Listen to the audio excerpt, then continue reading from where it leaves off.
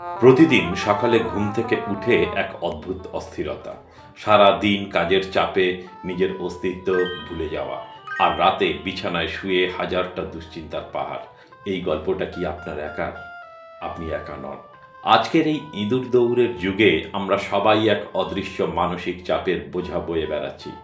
আমরা শরীর খারাপ হলে ডাক্তারের কাছে যাই, কিন্তু মনের ওপর যখন পাহাড় সমান চাপ পড়ে তখন সেটাকে অবহেলা করি। আজ আমি আপনার সাথে এমন কিছু বাস্তবসম্মত উপায় নিয়ে কথা বলবো যা আপনার জীবনকে নতুন করে দেখতে শেখাবে।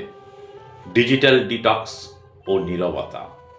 মানসিক চাপের অন্যতম কারণ হলো তথ্যের ওভারলোড। ঘুম থেকে উঠে ফেসবুক স্ক্রোল করা থেকে শুরু করে ঘুমানোর আগে পর্যন্ত আমরা অন্যের জীবনের সাথে নিজের জীবনের তুলনা করি। দিনে অন্তত 1 ঘন্টা সব গ্যাজেট থেকে দূরে থাকুন। এই সময়টা শুধু আপনার। নিজের সাথে কথা বলুন। নীরবতা অনেক বড় একটা থেরাপি। যখন বাইরের কোলাহল বন্ধ হয় তখন ভেতরের জটগুলো খুলতে শুরু করে। আমরা অনেক সময় বড় লক্ষ্য পূরণ করতে না পেরে হতাশ হয়ে পড়ি। মনে রাখবেন, সমুদ্র যেমন বিন্দু বিন্দু জল দিয়ে তৈরি, তেমনি আপনার শান্তিও ছোট ছোট অভ্যাসের ওপর নির্ভর করে। সকালে নিজের বিছানাটা ঠিক করা, 1 গ্লাস জল মন দিয়ে খাওয়া, কিংবা কাউকে একটা ছোট্ট সাহায্য করা। এই ছোট জয়গুলো আপনার মস্তিষ্কে ডোপামিন ক্ষরণ করে, যা চাপ কমাতে সাহায্য করে। বড় সাফল্যের অপেক্ষা না করে আজকের ছোট ছোট মুহূর্তগুলোকে উদযাপন করুন। আমরা ভাবি মনের কষ্ট চেপে রাখলে আমরা শক্তিশালী হব, কিন্তু আসলে এটা একটা টাইম বোমের মতো।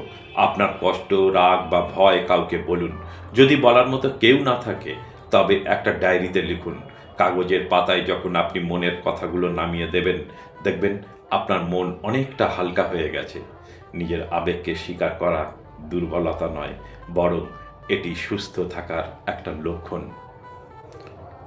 একটা সচল শরীরে অশান্ত মন বেশিক্ষণ টিকে থাকতে পারে না। প্রতিদিন রাত্রে মাত্র 10-15 মিনিট হাঁটুন বা ব্যায়াম করুন। যখন আপনি ঘাম ঝরান, আপনার শরীর থেকে স্ট্রেস হরমোন কর্টিসল কমতে শুরু করে। আর পর্যাপ্ত ঘুম নিশ্চিন্ত করুন। একটা কথা মাথায় রাখবেন, পর্যাপ্ত ঘুম কোনো বিলাসিতা নয়, এটা আপনার মস্তিষ্কের জন্য রিচার্জ হওয়ার একটিমাত্র উপায়। সবশেষে একটা কথা বলি, পৃথিবীর সব কাজ শেষ হয়ে যাবে, কিন্তু আপনি ফুরিয়ে গেলে আপনার জগৎটা থমকে যাবে। আপনি নিখুঁত হতে চান, তাতে কোনো ক্ষতি নেই, কিন্তু নিজেকে কষ্ট দিয়ে নয়, নিজের সেরা বন্ধু হয়ে উঠুন। আজকের রাতটা একটু শান্তিতে কাটুক। ভিডিওটা ভালো লাগলে তাদের সাথে শেয়ার করুন, যাদের মানসিক শান্তি এখন খুব প্রয়োজন। দেখা হবে পরের ভিডিওতে। ভালো থাকবেন, সুস্থ থাকবেন।